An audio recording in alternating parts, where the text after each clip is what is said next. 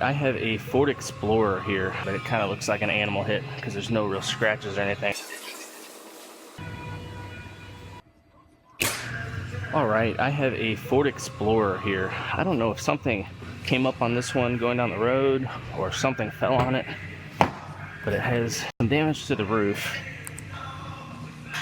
Right here mainly. Not too bad. But then it also gets a hood repair all in this area.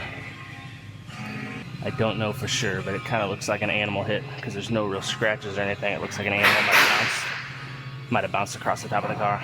I'm gonna go ahead and repair the roof, and then I'll take the hood down to our aluminum shop and get it fixed up as well. So I'm gonna start off. I was trying to push this out, but I couldn't really get behind it. So I'm gonna put a glue tab on here, see if I could get that low point up.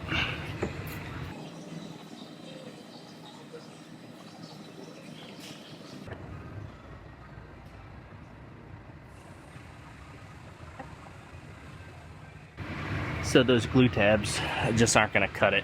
Not enough pulling force to get this deep point. So I'm gonna get the dent puller out and pull this little spot out.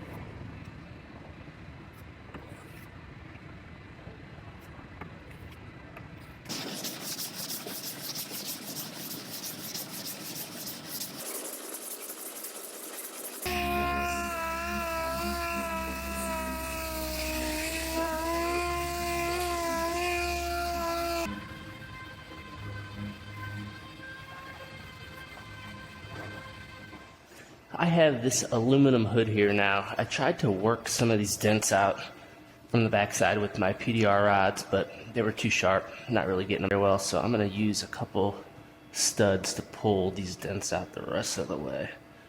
Mainly right here and right here.